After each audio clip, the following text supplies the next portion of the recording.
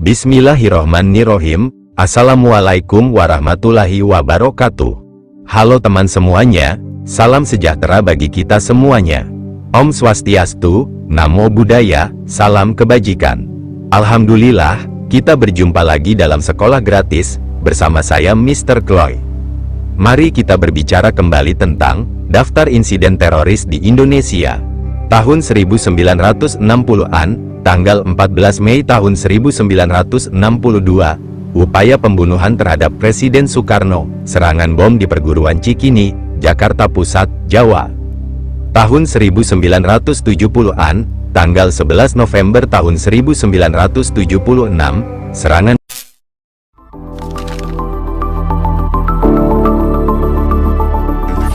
Kak Chloe. Bom di Masjid Nurul Iman, Padang, Sumatera Barat. Menurut keterangan pejabat pemerintah, tersangka adalah Timzar Zubil, pemimpin komando jihad. Namun, Timzar masih hilang. Tanggal 20 Maret tahun 1978, penyerangan di berbagai tempat di Jakarta dengan menggunakan bom Molotov, serta pembakaran sebuah taksi. Motif penyerangan diduga untuk mengganggu sidang umum Majelis Permusyawaratan Rakyat. Tanggal 14 April tahun 1978, serangan bom TNT di Masjid Istiqlal, Jakarta. Kasusnya masih belum terpecahkan. Tahun 1980-an, tanggal 28 Maret tahun 1981, Garuda Indonesia penerbangan 206 sebuah pesawat DC-9 dalam penerbangan domestik, dibajak. 5 ekstremis komando jihad membajak DC-9, Woyla, dalam perjalanan dari Palembang, Sumatera Selatan menuju Medan, Sumatera Utara, dan memerintahkan awak pesawat untuk terbang ke Kolombo, Sri Lanka. Karena kekurangan bahan bakar, pesawat tersebut mengisi bahan bakar di Penang, Malaysia dan di Don Muang, Thailand. Para pembajak menuntut 1,5 juta dolar, pembebasan 80 anggota komando jihad yang dipenjara di Indonesia, dan sebuah pesawat untuk mengangkut mereka ke tujuan yang tidak disebutkan. Operasi penyelamatan sandera dilakukan oleh Kopassus Angkatan Darat Indonesia. Korban tewas termasuk pilot, 1 komando Kopassus, dan 3 pembajak. 2 pembajak lainnya dibunuh oleh komando Kopassus di pesawat yang kembali ke Jakarta. Semua sandera dibebaskan tanpa cedera. Tanggal 4 Oktober tahun 1984, serangan bom di Bank Sentral Asia di Jalan Pecenongan, Jakarta Barat sebagai pembalasan atas pembantaian Tanjung Priok awal tahun itu. Tersangka, Muhammad Jayadi, adalah anggota Gerakan Pemuda Kabah, organisasi pemuda Partai Persatuan Pembangunan, dan divonis 15 tahun penjara. Tanggal 24 Desember tahun 1984, serangan bom di Gedung Seminari Alkitab Asia Tenggara di Jalan Margono, Malang, Jawa Timur. Kasus ini masih belum terpecahkan. Tanggal 21 Januari tahun 1985, pengeboman Borobudur 1985 Candi Buddha Borobudur di Magelang, Jawa Tengah diserang dengan 9 bom. Serangan itu tidak menimbulkan korban jiwa, tetapi 9 stupa di teras Bundar atas Arupadatu rusak parah. Hussein Ali Al-Habsyi, seorang pengkhotbah muslim yang buta, dijatuhi hukuman penjara seumur hidup karena mendalangi serangan itu. Tanggal 16 Maret tahun 1985, serangan bom di Bus Pemudi Ekspres di Banyuwangi, Jawa Timur. Abdul Qadir Al-Hasbi ditangkap. Serangan itu terkait dengan pengeboman Borobudur dan dimotivasi oleh pembantaian Tanjung Priok. Diduga bahwa bom itu meledak secara tidak sengaja saat diangkut ke sasaran yang dituju, Pantai Kuta di Bali. Tahun 1990-an, tanggal 13 September tahun 1997, serangan bom di Meranggen, Demak, Jawa Tengah. Serangan itu direncanakan oleh 3 pemuda pro kemerdekaan Timor Timur, tetapi bom itu meledak secara tidak sengaja. Sanana Gusmao, calon presiden Timor Timur, mengaku bertanggung jawab atas serangan itu, tetapi para tersangka melarikan diri. Tanggal 18 Januari tahun 1998, sebuah bom tidak sengaja meledak di Rusun Tanah Tinggi di Jakarta Pusat. Agus Priyono, anggota Solidaritas Mahasiswa Indonesia untuk Demokrasi, SMID, sebuah organisasi Partai Rakyat Demokratik, dipenjara selama 7 bulan karena tidak melaporkan pengetahuannya tentang rencana penyerangan tersebut kepada pihak berwenang terkait. Tanggal 11 Desember tahun 1998, serangan bom di pusat perbelanjaan Atrium Plaza Senen di Jakarta Pusat. Tanggal 19 April tahun 1999, serangan bom di Masjid Istiqlal, Jakarta. Edi Ranto, alias Umar, didakwa selain melakukan tindak pidana sebelumnya, perampokan Bank BCA Taman Sari di Jakarta dan pengeboman di Hayam Wuruk, Jakarta. Tahun 2000-an, tanggal 28 Mei tahun 2000, pembantaian sekolah Wali Songo. Tahun 2000, militan Kristen menyerbu desa Muslim Sintuwu Lemba di Sulawesi Tengah. Militan tersebut dilaporkan membunuh 165 penduduk desa selama 2 hari dengan menggunakan senjata api dan parang. Banyak korban dibawa ke hutan sebelum dibunuh. Sejumlah korban lainnya dibunuh di dalam sekolah desa. Teroris memperkosa korban perempuan sebelum membunuh mereka.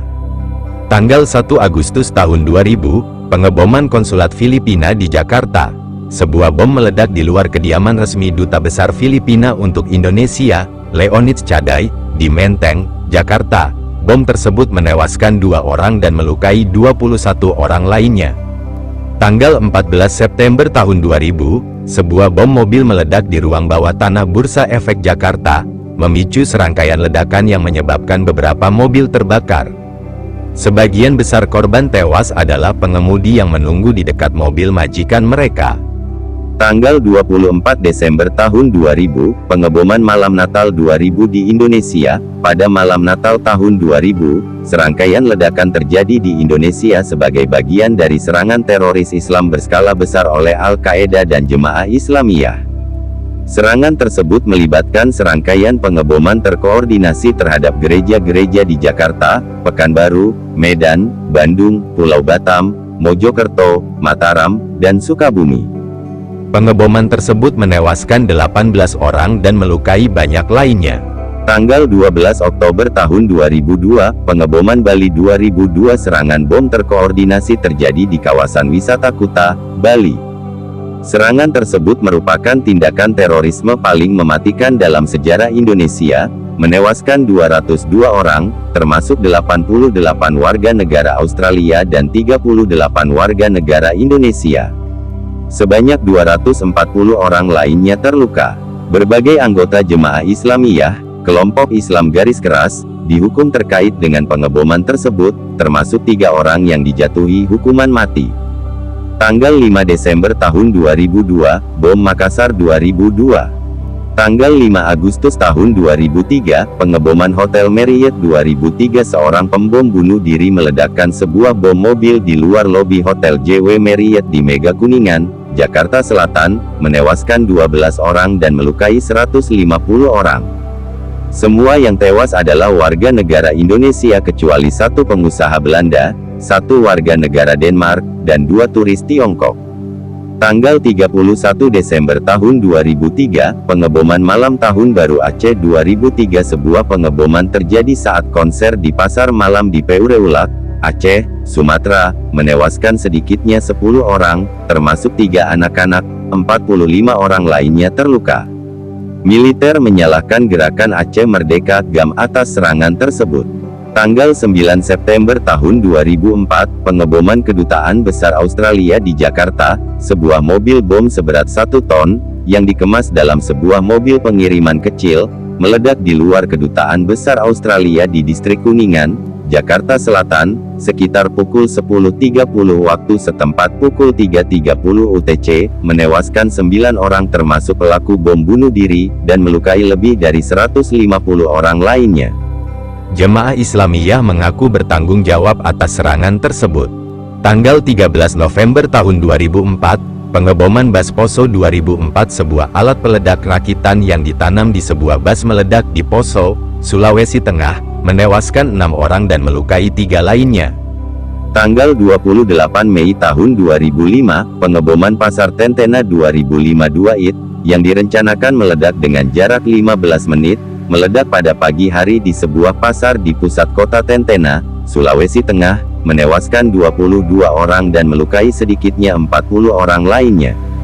Tanggal 1 Oktober tahun 2005, bom Bali 2005 serangkaian bom bunuh diri dan bom mobil meledak di dua lokasi di Jimbaran Beach Resort, Bali dan di Kuta, Bali. Serangan tersebut menewaskan 20 orang dan melukai lebih dari 100 orang lainnya.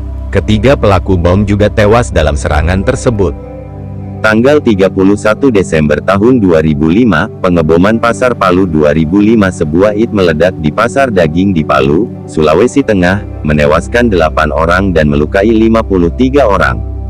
Tanggal 17 Juli tahun 2009, pengeboman Jakarta 2009, Hotel JW Marriott dan Ritz-Carlton di Jakarta dihantam bom bunuh diri terpisah yang terjadi 5 menit berselang. Dari 7 korban tewas, 3 orang adalah warga negara Australia, 2 orang adalah warga negara Belanda, 1 orang adalah warga negara Selandia Baru, dan 1 orang adalah warga negara Indonesia. Lebih dari 50 orang terluka dalam ledakan tersebut. Tahun 2010-an. Tanggal 15 Maret tahun 2011, sebuah paket berisi alat peledak yang disembunyikan dalam sebuah buku dikirimkan kepada Ulil Absar Abdallah, seorang aktivis jaringan Islam liberal di Kompleks Komunitas Utan Kayu dekat Stasiun Radio 68H di Utan Kayu, Jakarta Timur. Catatan yang disertakan dalam buku tersebut meminta Abdallah untuk menulis kata pengantar untuk buku yang akan diterbitkan. Resepsionis Institut Studi Arus Informasi ISAI, menemukan paket yang mencurigakan dan meminta bantuan dari geganap pasukan anti-bom. Tidak ada korban jiwa. Namun, sebelum pasukan gegana tiba, bom tersebut meledak dan memutuskan lengan seorang polisi yang mencoba menjinakkan alat peledak tersebut. Tanggal 15 April tahun 2011, pengeboman Cirebon 2011, seorang pelaku bom bunuh diri meledakkan alat peledak di sebuah masjid saat salat Jumat di Kompleks Kepolisian di Cirebon, Jawa Barat. Pelaku bom tewas dan sedikitnya 28 orang terluka. Tanggal 25 September tahun 2011, seorang pengebom bunuh diri meledak di gereja Betel Injil Sepenuh di Kepunton, Solo, Jawa Tengah. Ledakan tersebut menewaskan pelaku bom dan melukai 14 orang. Tanggal 8 April tahun 2012, sebuah pesawat Trigana Air PKYRF ditembak oleh orang tak dikenal saat hendak mendarat di Landasan Udara Mulia di Puncak Jaya, Papua pada pukul 8.21 pagi. Seorang jurnalis Papua Post berusia 35 tahun, Kogoya, tewas dalam penembakan tersebut. Tanggal 17 Agustus tahun 2012, dua polisi yang sedang berjaga di posko lalu lintas Lebaran di Solo, Jawa Tengah, ditembak oleh orang-orang bersenjata yang mengendarai sepeda motor pada pukul 1.10 dini hari. Kedua polisi tersebut terluka. Tanggal 16 Oktober tahun 2012, polisi menemukan mayat dua polisi yang terbunuh dan hilang 3 hari sebelumnya di Desa Tamanjeka, Kabupaten Poso, Sulawesi Tengah. Korban adalah Kepala Satuan Intelijen Kepolisian Sektor Poso Pesisir, Brigadir Sudirman, dan Kepala Satuan Penyiksaan Polres Poso, Brigadir 1 Andi Sapa. Mereka hilang saat menyelidiki tempat latihan terduga teroris di sebuah hutan di Kabupaten Poso. Tanggal 27 November tahun 2012, 3 polisi yang bertugas di pos polisi terpencil Pirime di Jayawijaya, Papua, tewas dalam serangan oleh sekelompok orang tak dikenal. Polisi menduga gerakan separatis Papua berada di balik serangan tersebut. Tanggal 13 Oktober tahun 2015, anggota Perhimpunan Pemuda Pelajar Islam PPI Aceh Singkil, tiba di Sukamakmue, Kecamatan Dangguran, Kabupaten Aceh Singkil dengan beberapa truk. Para penyerang membakar 3 gereja dan insiden paling serius terjadi di Dangguran di mana seorang penyerang tewas dan 4 lainnya, seorang polisi dan 3 penyerang terluka dalam bentrokan yang terjadi saat berusaha melindungi gereja yang menjaga jamaah. Tanggal 14 Januari tahun 2016, serangan Jakarta 2016, 4 warga sipil tewas ketika militan meledakkan bahan peledak di atau dekat restoran Burger King di Jakarta Pusat. Para penyerang kemudian menghancurkan pos polisi di dekatnya dengan granat. Baku tembak terjadi ketika polisi tiba tak lama setelah itu. Tanggal 13 November tahun 2016, Pengeboman Gereja Samarinda 2016.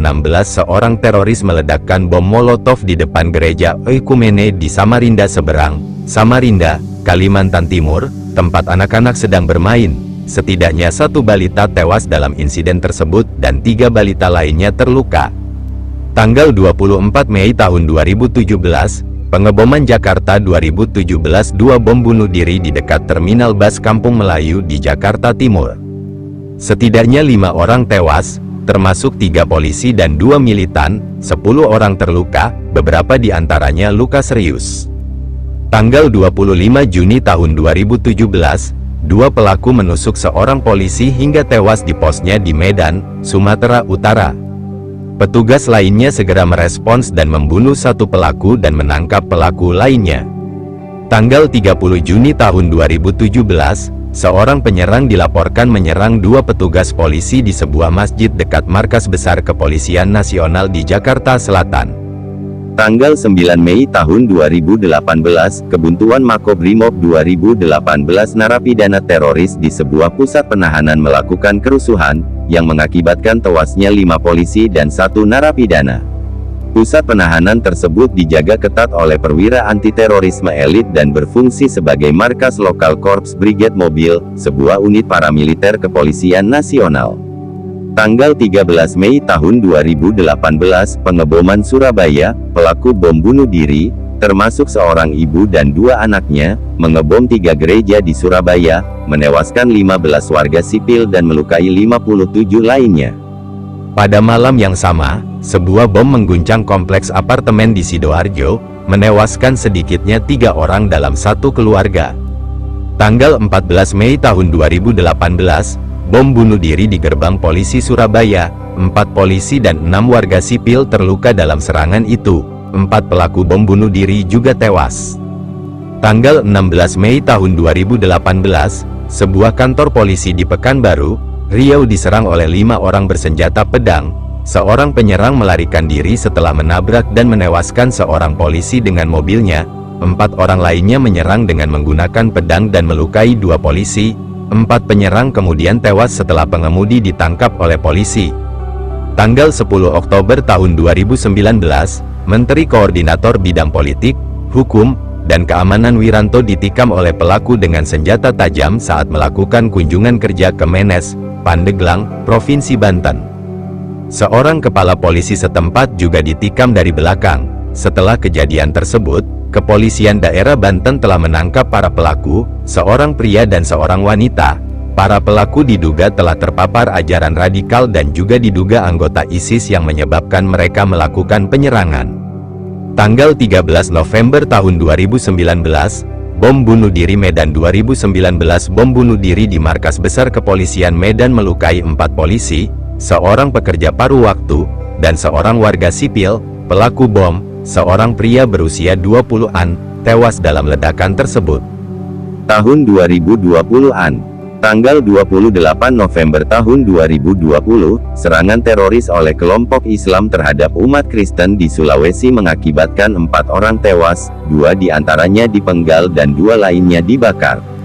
Tanggal 28 Maret tahun 2021, pengeboman Katedral Makassar 2021.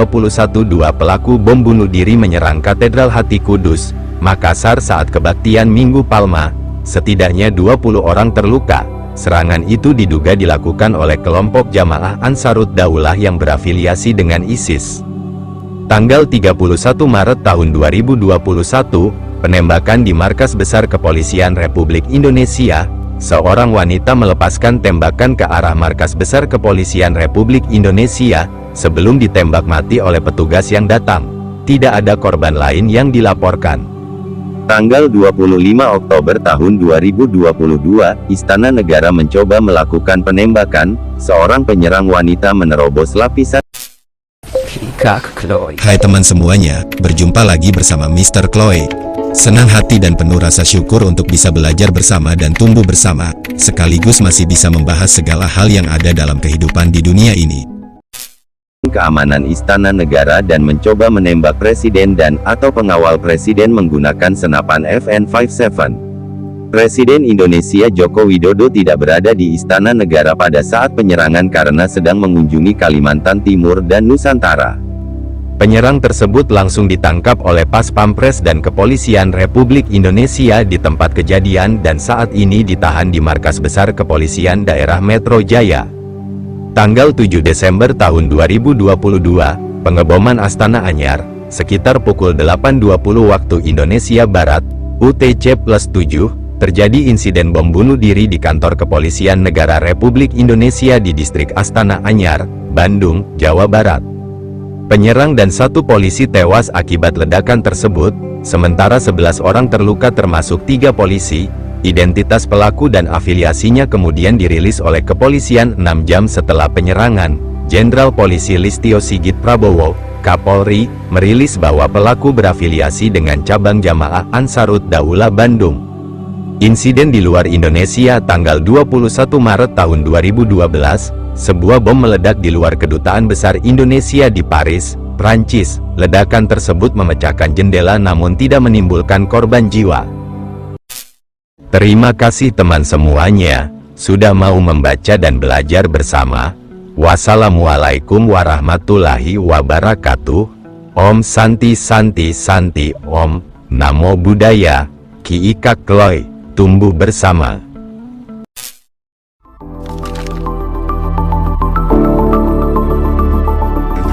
Kak Kloy.